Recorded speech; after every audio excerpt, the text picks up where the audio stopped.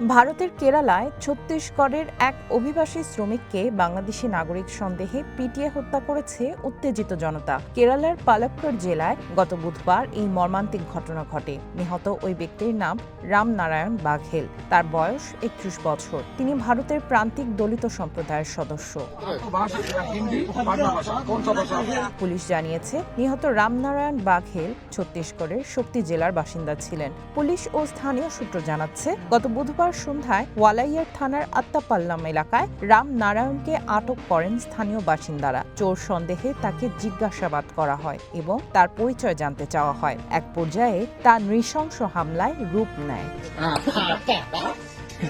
চোর বলে দাবি করা হলেও ওই ব্যক্তির কাছ থেকে কোনো ধরনের চোরাই মাল উদ্ধার করা হয়নি বলে জানিয়েছে পুলিশ। তার কোনো অপরাধমূলক রেকর্ডও পাওয়া যায়নি।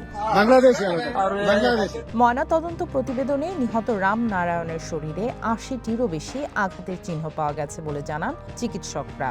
মাথায় গুরুতর আঘাত এবং অতিরিক্ত রক্তক্ষরণে তার মৃত্যু হয়েছে বলেও জানানো হয়।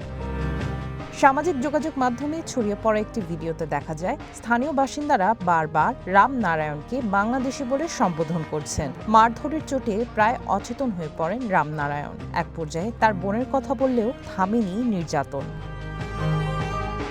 এ ঘটনায় একটি মামলা দায়ের করেছে কেরালা পুলিশ। এরই মধ্যে গ্রেপ্তার করা হয়েছে ৫ জনকে। আর ক্ষোভ প্রকাশ করেছেন ছত্তিশগড়ের স্বরাষ্ট্রমন্ত্রী বিজয় শর্মা। তার পরিবারের পাশে থাকার আশ্বাস দিয়েছেন তিনি। সামিয়া জান্নাহ, ওয়ান ইন্টারন্যাশনাল ডেস্ক।